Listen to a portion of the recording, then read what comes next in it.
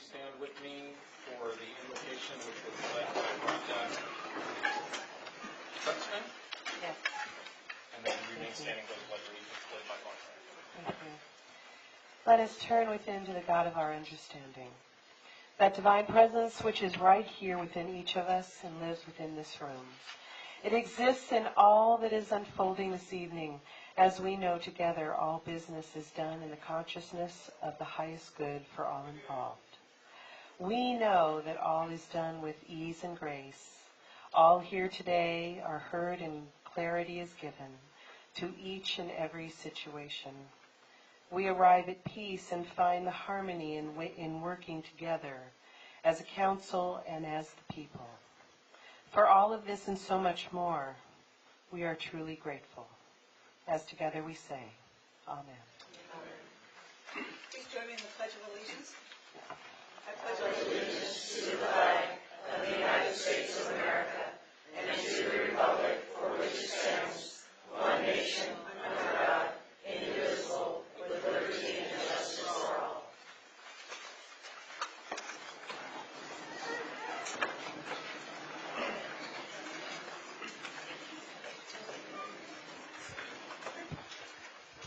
Okay, up next we have a couple presentations, and the first one is a proclamation proclaiming the month of April 2018 as Donate Life Month.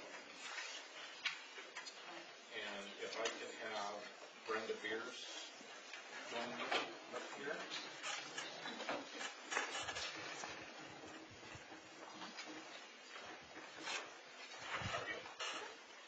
So I would like to present this proclamation to you, and it reads that the City of Hemet Proclamation, April 10th, 2018, whereas organ, tissue, marrow, and blood donation are life-giving acts recognized worldwide as expressions of compassion to those in need, and whereas more than 121,000 individuals nationwide and more than 21,000 in California are currently on the National Organ Transplant waiting list, and each day 22 people die while waiting due to a shortage of donated organs. The need is especially urgent in the Hispanic and African American communities, and a single individual's donation of heart, lungs, liver, kidneys, pancreas, and small intestines can save up to 8 lives. Donation of tissue can save and heal the lives of up to 50 others, and a single blood donation can help 3 people in need. And whereas California residents can sign up with the Donate Life California Registry, applying for or renewing their driver's license or ID cards at the California Department of Motor Vehicles. Therefore, I, Michael Percival, Mayor of Hemet, hereby, on behalf of the City of Hemet, proclaim April 2018 Donate Life Month. Congratulations.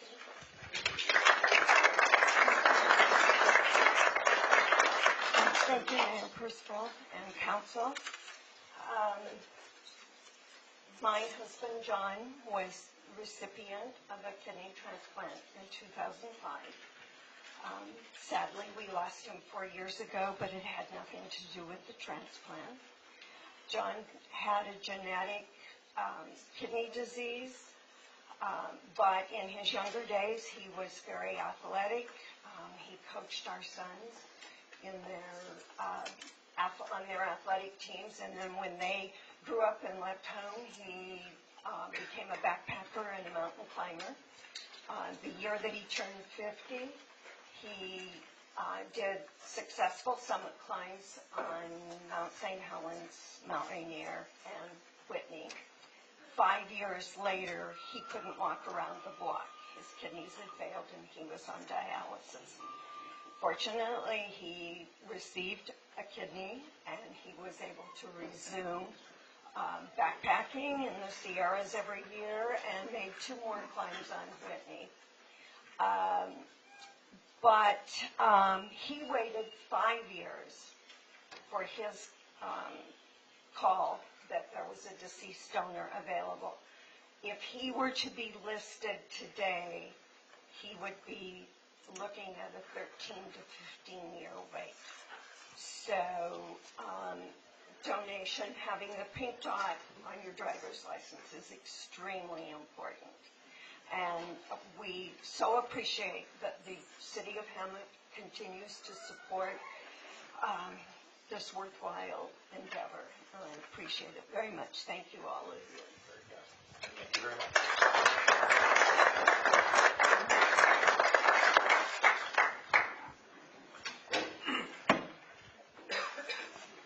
Okay, the next presentation is with April Jones of the Riverside University Health Systems Services in Behavioral Health.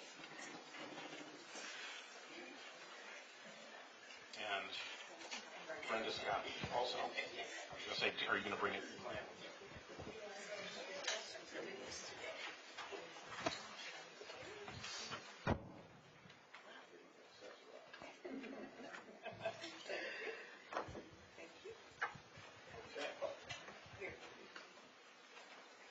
All right, so I have this proclamation, the City of Hemet Proclamation, April 10th, 2018, whereas a person's mental health is considered to be an integral part of their overall health and wellness, and whereas 1 in 5 adults experience a mental health condition in every given year, and 1 in 17 adults live with such as major depression, bipolar disorder, or schizophrenia.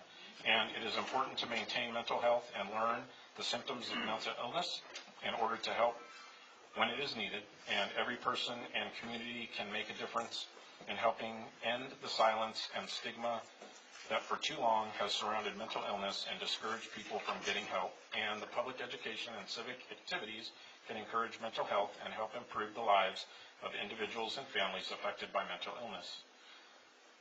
Therefore, I, Michael Percival, Mayor of the City of Hemet, on behalf of the entire Hemet City Council, do hereby proclaim the month of May 2018 as a mental health month. All right.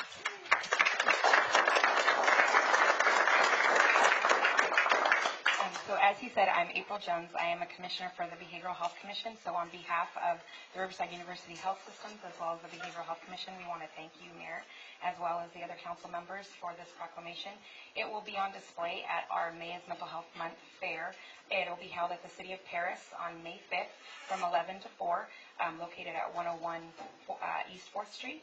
And so anybody is welcome to attend. We brought some flyers for you, so please help yourselves and pass them out to your constituents. And Brenda has something she wants to say about it. Hi, I'm Brenda Scott. I'm with NAMI, Mount San Jacinto, and also on the Behavioral Health Commission with April. And we brought some applications if anybody's interested in being on a Behavioral Health Advisory Board. They're in the back room. We also have the bracelets because the screen color is the mental health recovery color. And we want to stress the importance of early intervention and early treatment for mental health. And we want to thank the City Council for their support in this proclamation. Let's give them a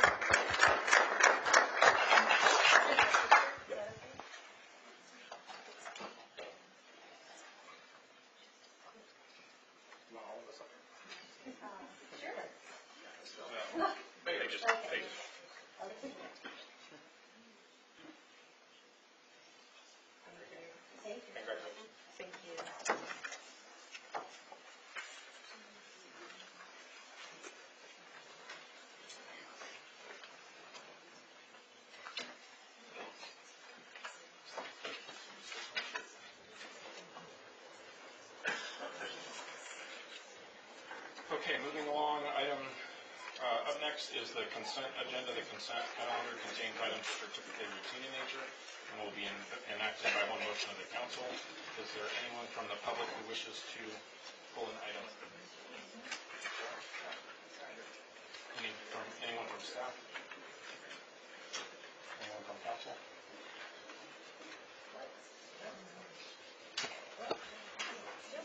Yes. I would like to pull items 3, 4, 11, and 13.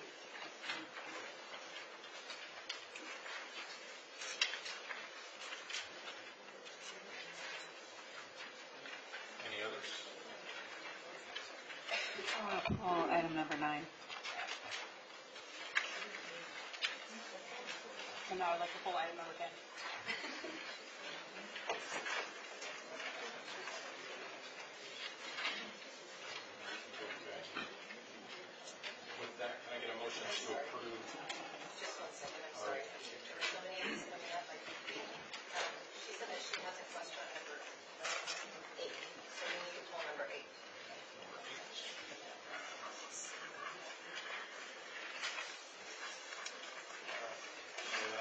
pass with 5, 6, 7, 12.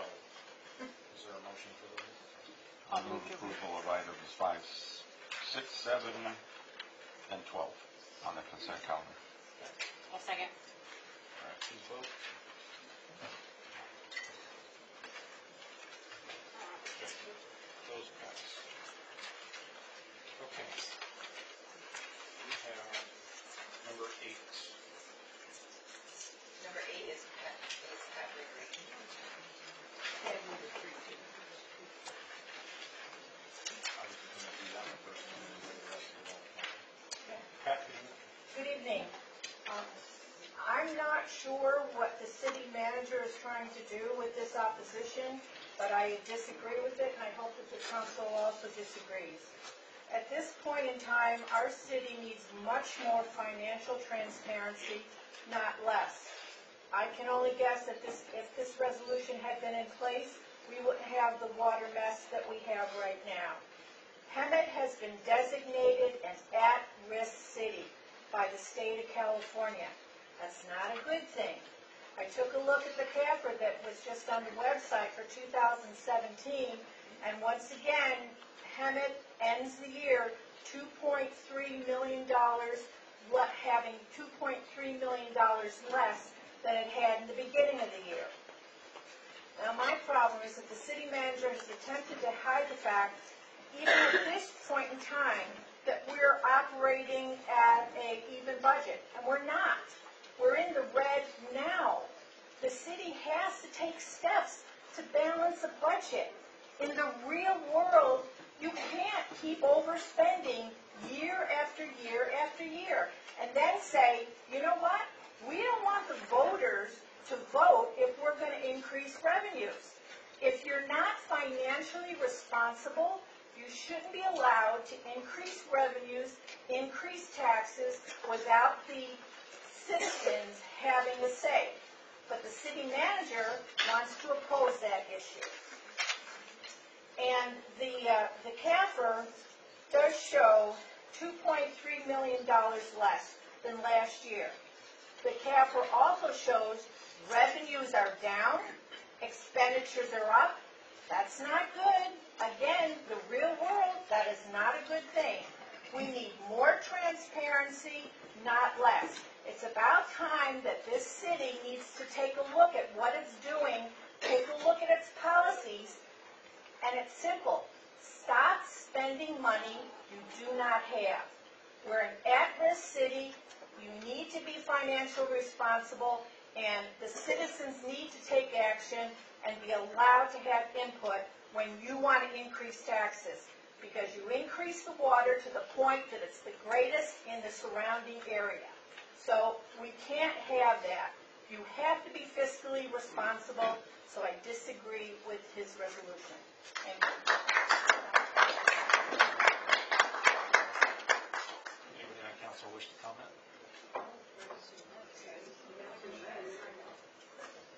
Would you like to comment on?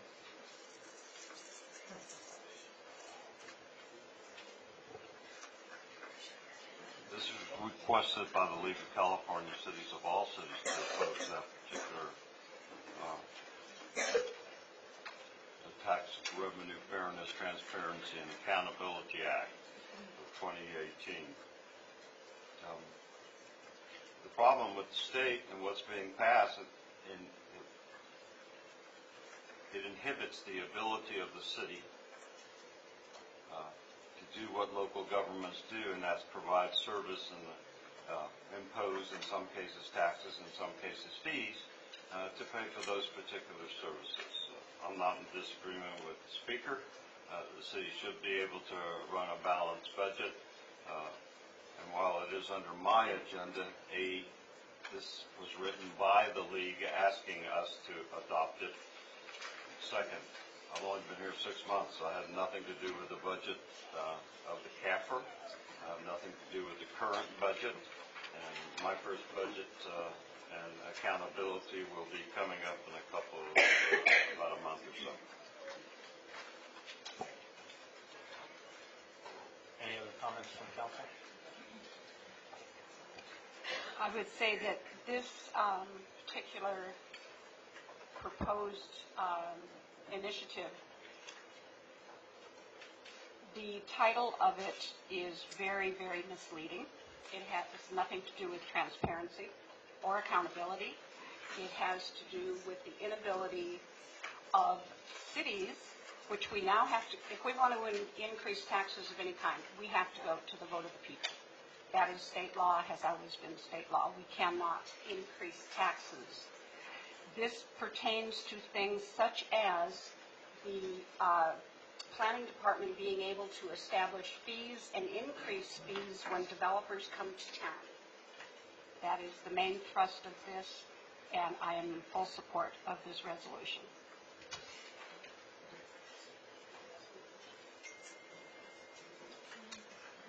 Yeah, I'm going to comment also. So you mentioned a couple things about the city being at risk. And you're right, the state auditor has said that the city of Hemet is high risk. But if you've read the state auditor's report on the state of California is at high risk, higher than the city of Hemet in many aspects of the state, not just the budget, but with safety and a lot of other aspects. And as Linda said, the title of this proposition or this act is very misleading.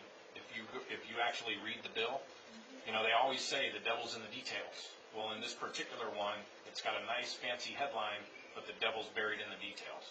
So I'm in support of this resolution as well, to support our California leader cities. So is there any other comments on this? No, I think you covered it. Okay, perfect. Can I get a motion?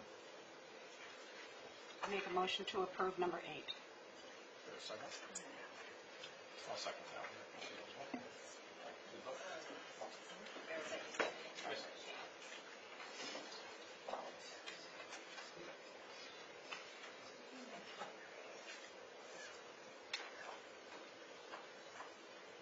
That passes. Okay, thank you. All right, up next, Linda, number 3. Okay. I'm pulling number 3 and number 4. They're my appointments of Mr. John Worth to the Planning Commission. I believe John is here. Just stand up and wave. On approval, Mr. Worth will be a new addition to our Planning Commission. And is Bob Chaparro here? Okay, I don't see him here, but he will be my appointment to the Parks Commission. They both come highly recommended. They both have extremely good resumes for the positions we are going to hopefully approve them for. And with that, I would make a motion to approve 3 and 4. Second that. Please vote. Thank you. Thank you. Number 9.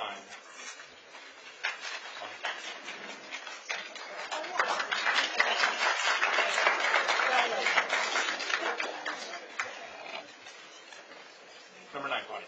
Okay. Chris, just briefly, perhaps it was, but I don't remember this being on the CIP, or on the equipment, part of the equipment request earlier. Is that correct? So, good evening, first of all, and I'm having a hard time hearing in the back. I don't know if it's good. Everybody good? You can hear good? Okay. Or hear well? Sorry, that was my poor English. This actually was not on the CIP, and what you will find as we bring the CIP forward again, equipment normally is not included in a CIP. Yeah, I thought at one time So- we had lists. We did, and just to kind of clarify what we had done, we have a number of pieces of equipment in the water department that are unfunded. We had, at the direction of the previous engineering director, included those, but really not something that should be included in the CIP. You're really looking for infrastructure and capital projects in that capital improvement plan. I will share with you, if I may, that this piece of equipment was one that we submitted through Carl Moyer. If you recall, we didn't meet kind of that bottom line. We got beat out by a lot of farm implements and people who are using equipment, 10 and 12 hours a day in terms of getting funding for replacing these types of vehicles. But we did submit The vehicle was approved for $60,000 of funding through our equipment replacement plan. So we've been planning for this. I brought a really nice picture of the old one and the new one if you want to see it. Otherwise, we can take any other questions. So, No, thank you for clarification on that. Any other Appreciate it. questions from council?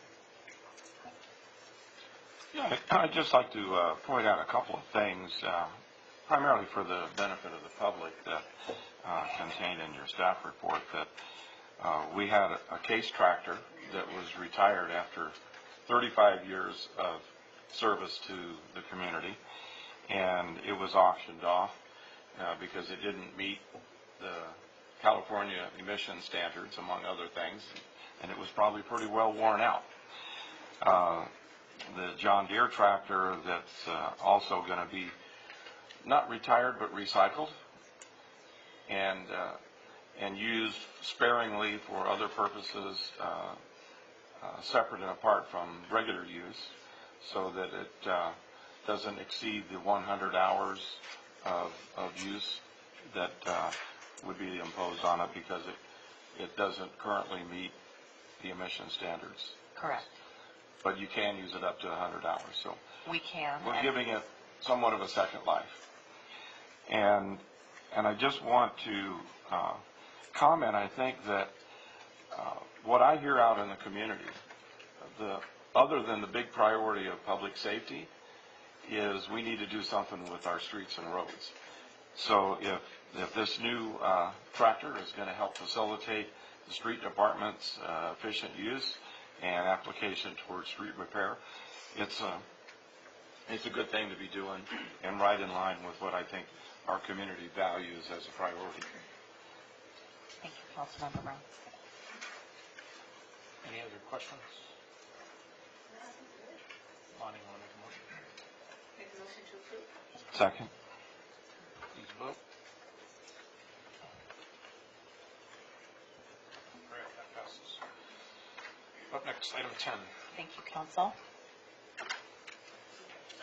With item 10, over the last few years, the state has had several water bonds, and in my opinion, they failed, so I don't want to support this.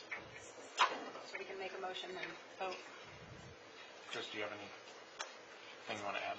Well, I will do my best. Actually, item 10 as well as item 11 were both items that staff was given direction to bring back to council for consideration. Item 10 is a resolution bill supporting Proposition 68. It is the placement of approximately a $4 billion bond that would be on the June ballot. The issuance of the bonds would be to finance drought, water parks, climate coastal, and other projects. There is a portion of those funds that would be given to local agencies, is my understanding. I know many of you attend WRCOG and may have a more expanded understanding of this, but it will also open up opportunities for grants for our local parks for improvements. So at this point, again, at the direction of council and at the direction of the city manager, we've brought it before you to make your call on. So, Any other questions?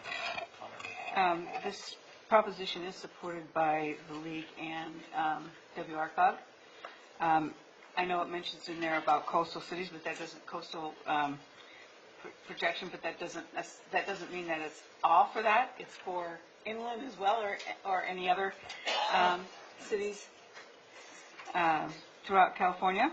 So we still have a water issue. Climate change is still a big issue, and it's certainly an area of which funding will be available, and that is the key word, climate change these days. So with that said, we're limited on a number of funding opportunities that are provided by California Parks and Rec. We don't get all the benefits. This would provide some funding to help with our parks and with our water issues, as well as any recreation or outdoor entities. So in view of the fact, when League of Cities and especially WRCOG, Western Riverside Council of Governments, supports something like this, they've done an awful lot of research, and they know the benefits of supporting an initiative as this is. So I am in support of this particular proposition, and I feel good about supporting it. Any other comments? Just one quick comment. I concur with Bonnie's comments about the benefits that can be derived. I do have to share some reservation about one aspect of this. I think it's good that it intends to avoid diversion of funds for things other than transportation. I'm a little bit concerned about what might happen because the bullet train project, which is excessively over budget and climbing almost daily, is a transportation project. So I would just hope that somebody is watchdogging this, and that the true intent, and I think it's the intent that the League supports, is that it goes for local agencies, for local road and highway improvements as a priority. I think the majority of the public probably feels similarly. So just wanted to share my personal comment on that. Just for clarification, Russ, your comments are off of item 11, which is the support of Prop 69. Yeah. Okay. And then I know, Chris, you touched on both of them. Real quick, I'm going to talk about I want to just make some comments on Prop 68. In January, when I was in Monterey, one of the committees that I'm on for the Association of Realtors is Land Use and Environmental, and I'm the issues chair for that committee. And this was one of the topics that I had to bring forward to our committee, and our committee debated this, whether we support it as a realtor organization, for about an hour. And ultimately, out of committee, when it left committee, it was an opposed position.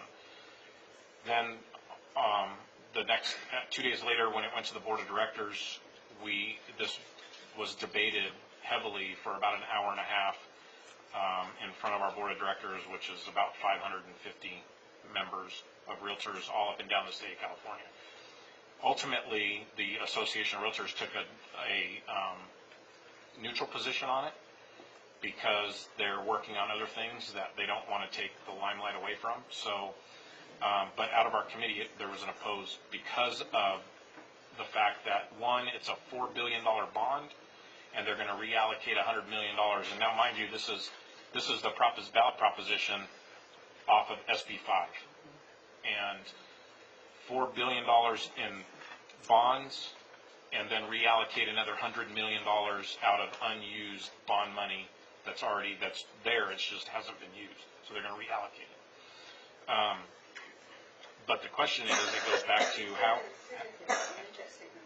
So this is the follow-up to SB 5, which is the SB 5 was to generate a $4 billion bond for clean water and all this parks and all that, and to reallocate $100 million from unused bonds from other bonds that have been passed.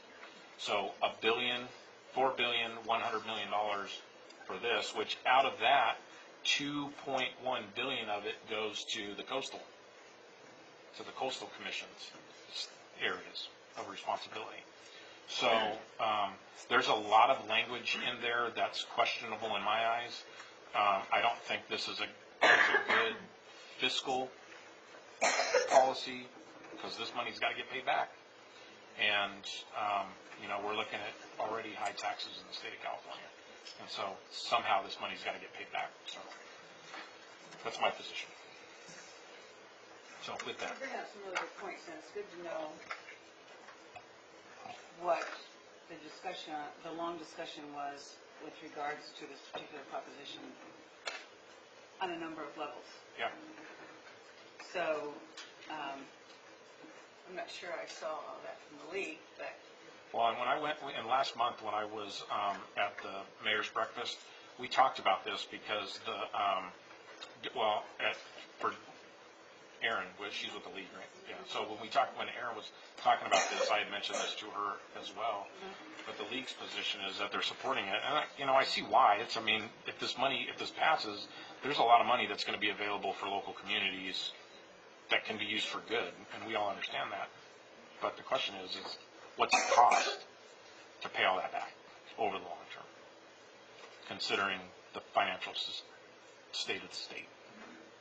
I know in some of these discussions, because we talked about it at the DBL committee for getting more recreational opportunities out there, that there would be a $40 million in block grants that could be available or would be available out there. But the point that you are just raising on that, I would like to research further on that. And I would make a recommendation that we pull this from the agenda, take it back to staff, learn more about it, and bring it back at the next meeting. I agree. Okay. So that one's going to get pulled for... Vote on that? Sure, I move to pull that off and bring it back. second. Let's vote.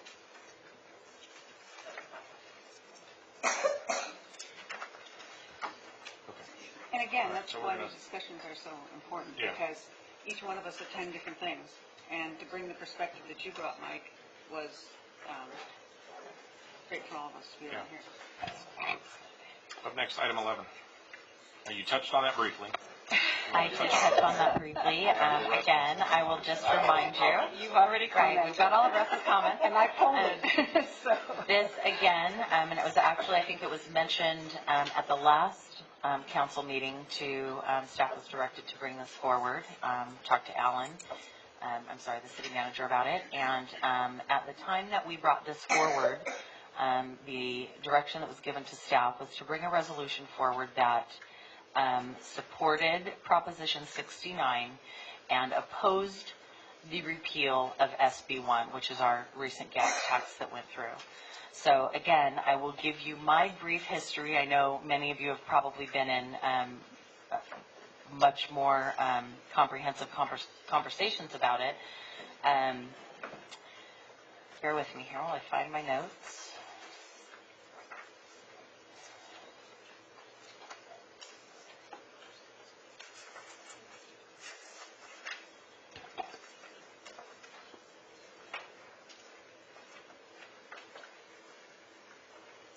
Well, apparently I did a pretty good job of hiding them from myself.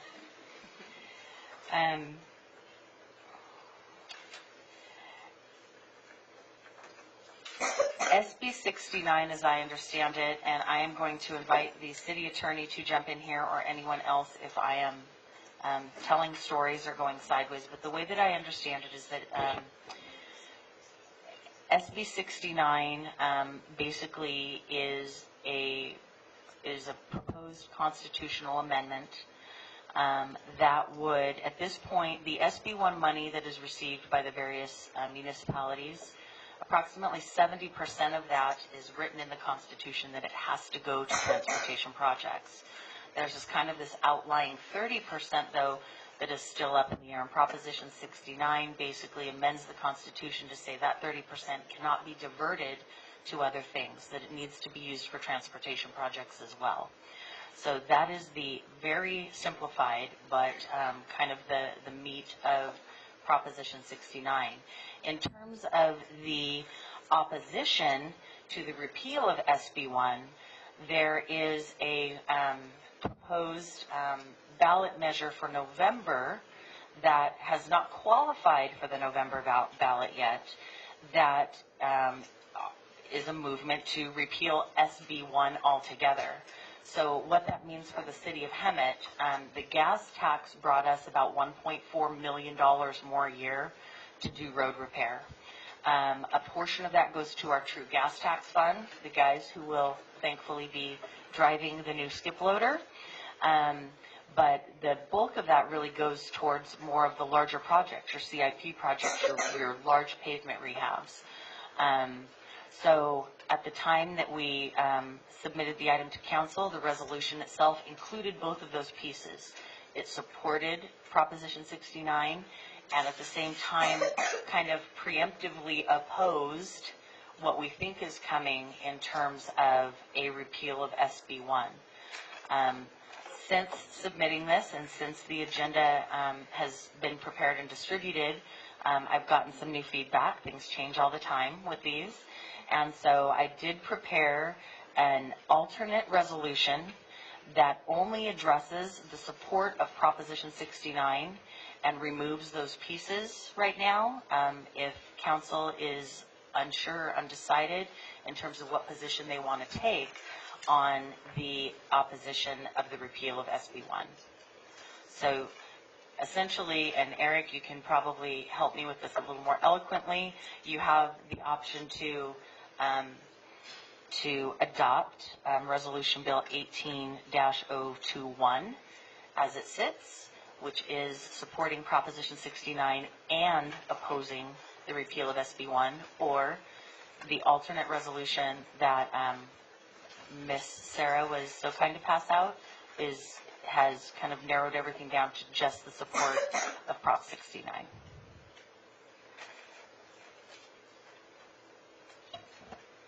Any questions? I think that works. I don't have any further comments on that. So if you have questions. I like the new resolution better. Separate, because they're definitely separate issues. They are separate issues, and I pulled this because of that reason, that I would think there's tremendous support for Prop 69, which is a constitutional amendment that tells Sacramento you will spend the money where it has been designated to be spent.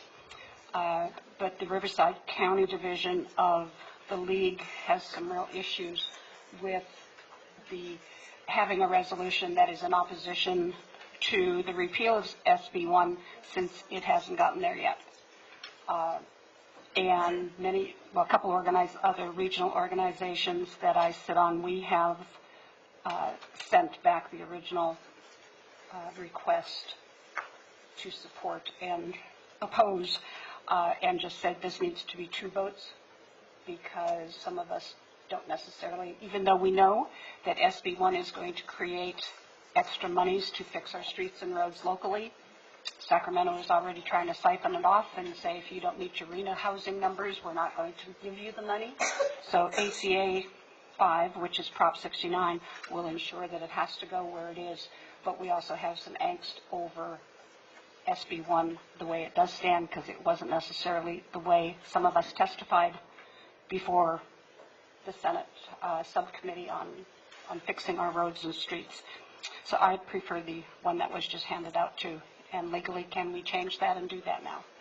Yeah, absolutely. You can make the motion to do the alternative resolution.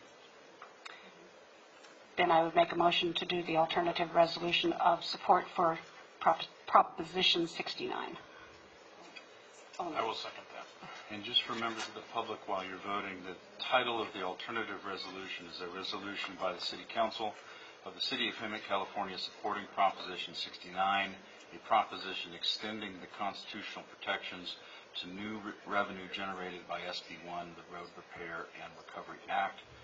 And that resolution takes out what was Provision 2 of the first reso that opposes the opposition SB 1. Vote. Any other comments? Okay, we've got a motion and a second. We can vote.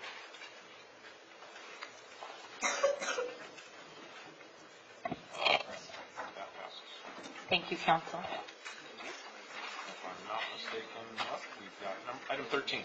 I got one more, because I can't pull anymore. And if I can just make my questions before we go into the full staff report on it. This is the Caltrans Program Supplement Agreements for Execution Authority. Anytime we have anything coming before the city when it deals with a master agreement with Caltrans. Hair goes up on the back of my neck and I go, really? We're signing something with Caltrans that says master agreement. My question in this and what I need for reassurance, because I've read the staff report and I know all of the different areas where we do work with Caltrans since they own our main street and all this other good stuff, and we do stuff, is that in this master agreement there is absolutely no mention whatsoever about the median project on Florida Avenue. There is none. I have to get that out there. That just is a lot of angst with many of us. So this master agreement basically is in the road repairs that we have been working with for numerous years, the Stetson Bridge, the Gilbert Street improvements, those types of things. That's correct. And the traffic safety, traffic lights along Florida Avenue that they're obligated to put in but need our agreement to do it. Or are those going to be separated and they come back as separate resolutions? That is not part of this master Not part of the agreement at all. master agreement. No, because the master agreement is basically on the grant approvals, and those traffic signals, we have, we And don't it have any pertains- grants for those. Pertains to the federal grants only. Only. Okay, thank you. That answered my questions. Very good. Other questions? Is there any other questions from staff or from council for staff? Yeah. If not, I'll move approval. Okay. Please vote. All right, and that passes. Finally made it through the consent calendar. Okay. Up next, communication from the public. Anyone who wishes to address the council regarding items not on the agenda may do so at this time. As a courteous, please request a request to speak form found at the city clerk's desk. Sarah, how many do we got?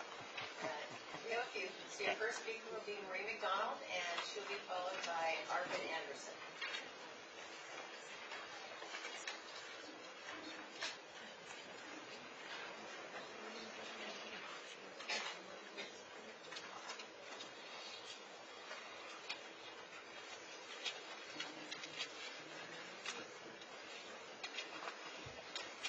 Good evening. Mayor Percival, City Council. Years ago, I belonged to a national CEO club that met monthly with special speakers who were experts in their field. One of those experts was a nationally known negotiator who had written a number of books on the art of negotiation. He made one comment that stuck with me all those years. He was describing the failure of the auto industry to address the change in the purchasing patterns of automobiles by the American market. And his comment was, the union and the auto manufacturers neglected to include the third party in their negotiations, the consumer. Had they realized they really had three parties at the negotiation table, the American auto industry might not have lost their major market share of foreign companies years ago. I bring this up because I see our city council and our city manager doing exactly the same thing, making decisions without input from our community.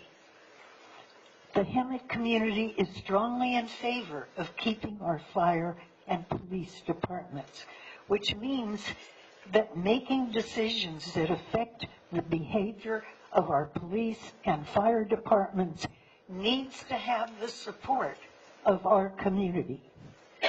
This is the main reason I've been pestering the council to establish a newsletter that can solicit response from the community to ensure that decisions made at City Hall are in agreement with general consensus of the community. I understand that sometimes our community needs education on the logic behind some of the council or city manager's decision. So that education may be necessary to gain the support of a community. But the fact remains that our community always is the unseen and unheard third party at the negotiation table. It shows itself clearly at election time. So, as a Hemet resident who wants our city to be the smartest and most successful city of our size, I respectfully urge the city council and the city manager to keep the existence of our community as the third party at the negotiation table in mind at all times. Thank you.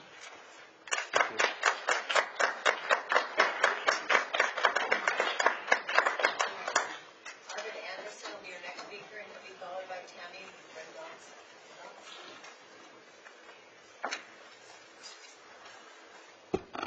Evening, sir. Good evening, Mayor Percival and City Council members. It's been a couple of years, or at least a year and a half, since I spoke to you, and I have a very important item that I need to bring to your attention. Currently, the state of California has enacted a law called SB 54, which denies municipalities the right to work with federal immigration agents and to interact with federal immigration law enforcement. At the current time, illegal immigration costs the state of California $23 billion a year. That's money that can be used for our roads, our water infrastructure, our schools, our education system, and other valuable and needed priorities. We have set our priorities in the wrong areas. Currently, there are 1 million illegal aliens with DMV driver's license on our streets. That is a contravention of federal law. Also, voting in this state is a joke. Verification of voter eligibility is non-existent in 11 California counties where there are more registered voters than there are eligible citizens to vote. Also, this is a direct contravention of the Constitution of the United States. Article 6 states the federal supremacy clause of the Constitution states that all immigration issues and pertinent issues concerning that are a federal affair, not a state affair. What can we do?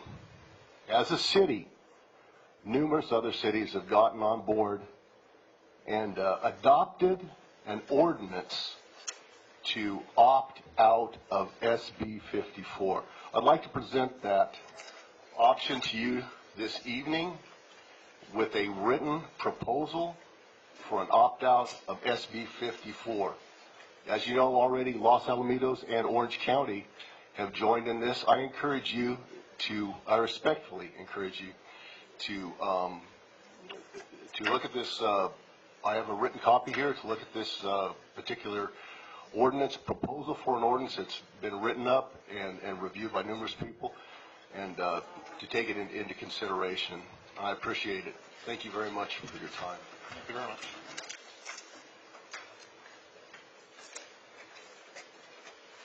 Tammy will be followed by Connie Hall. Connie will have 15 minutes. Good evening. I wanted to talk about the park security company selection of last meeting, city council meeting. I was extremely disappointed, to say the least. The park manager got up and did a very good job of explaining the process for selecting a company.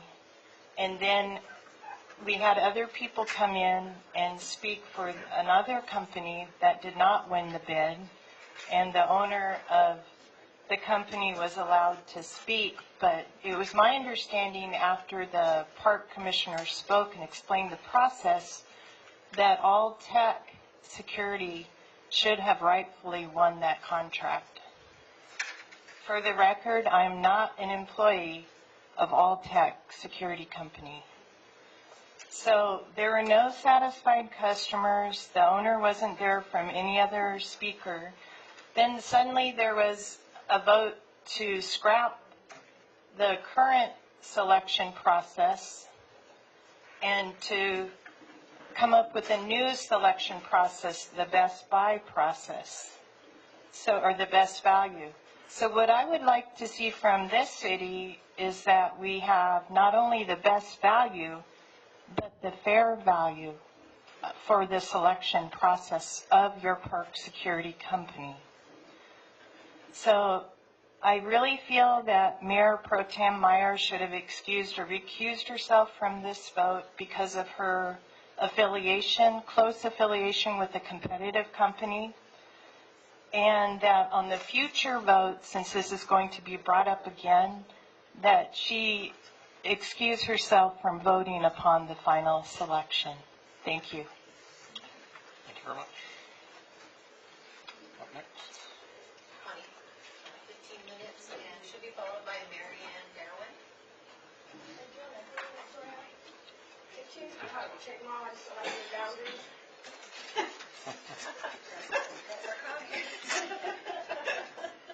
I'm back.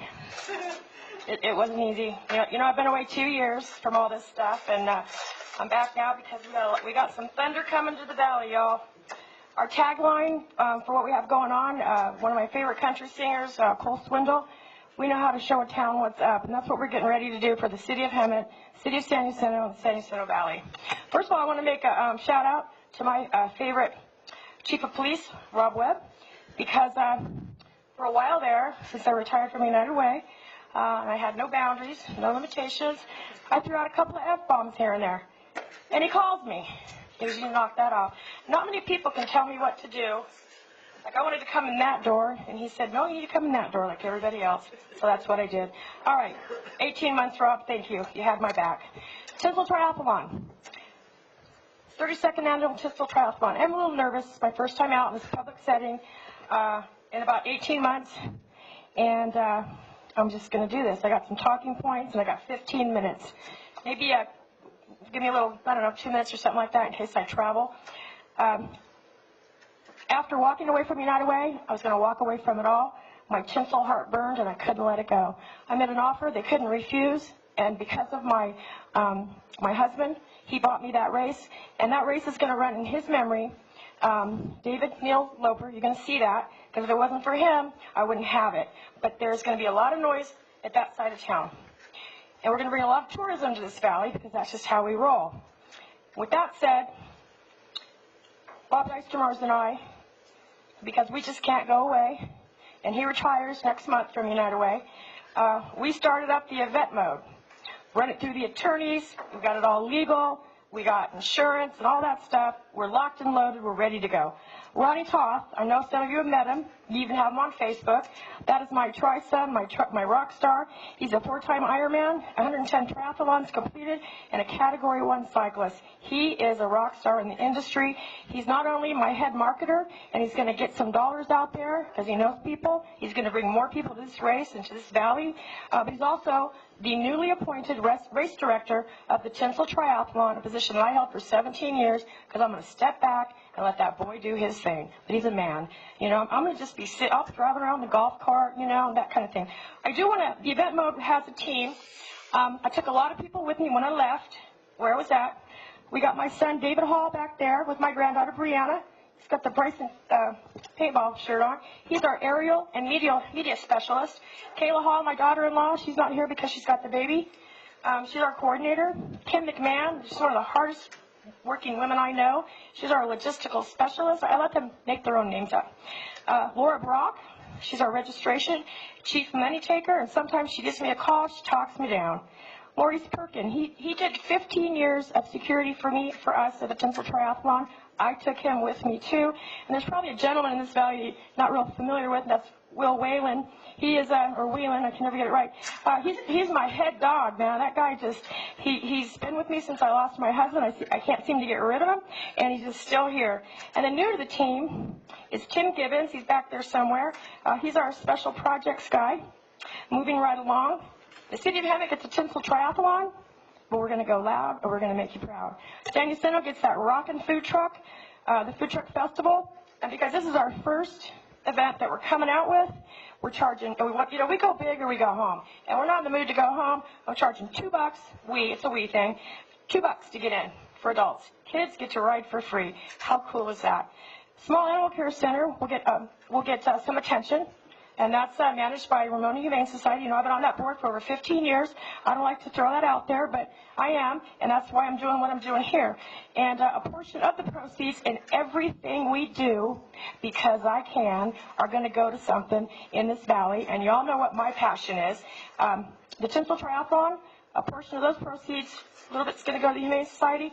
I've teamed up with Mount San Jacinto College Athletics Department because I love learners. They're going to get some of that. How much more time do I have? 10. Yeah. Sorry. Where's Rob? Rob, I'm sorry. He's hiding. I ain't going to be up there. Oh, anyway, I'm sorry. I'm from Texas. This is what we do. All right. I'm sorry.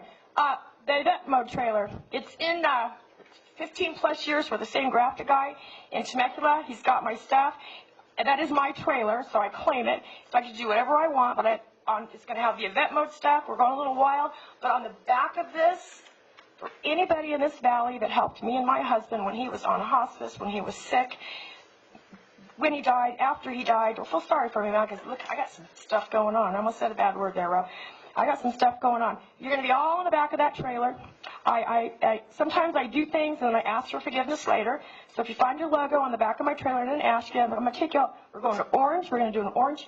The community where I grew up, the City of Orange, all women's reverse triathlon. That stuff's hot right now, and Hemet's going there. Okay, I'm taking you all with me. I love this town, and with that said, I want to close out with this. I'm just going to leave these here. Michael Percival, I'm sorry, I'm a little nervous. Mayor Michael, the top shirt's for you, doll, and the rest I just brought. So these are the old ones. You're that Coca here. Hi, Gideon. Yeah, well, I love you guys. Send me your logo. I can't remember everything. All right, I'm going to close out with this. There's also some flyers for the festival coming up in San Jacinto. It's not till June, but we get busy. I'm going to close out with this. I'm going to put on my college professor hat, and I'm going to throw you guys down some stuff because I love today. Okay, from a humanistic perspective, is my team ready? Because I'm getting ready to exit. All right. Hi, Glenn. I don't want to look at the audience, sorry. From a humanistic perspective, we are all unique, and each and every one of us has assets. To hate someone from afar that you have never met, that you do not know, simply means one should look inward, locate those assets. Hate is certainly not healthy. I hear I might have a hater or two in my atmosphere. I gotta go, y'all, because apparently you heard MC Hammer playing out there in my car. Can't touch this. Cheers. Thanks, Connor.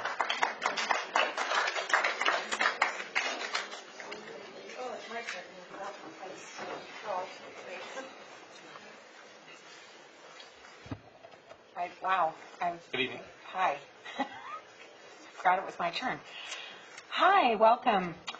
So, I am here back where I started speaking on water. I received my water bill. Now, the crazy thing is last month it was 28 days. This month it's 35 days. However, the difference in my cost was 4 cents. 4 cents. That is, I should buy a lottery ticket. If I can come within 4 cents of the same amount of water that I used last month, and I don't know how that works. But anyway, since I haven't been able to get the answers to the questions that I've been asking for a year of how this whole water system works and how it gets charged and how they do the billing, I'm asking if I can have a field trip. And I would like to do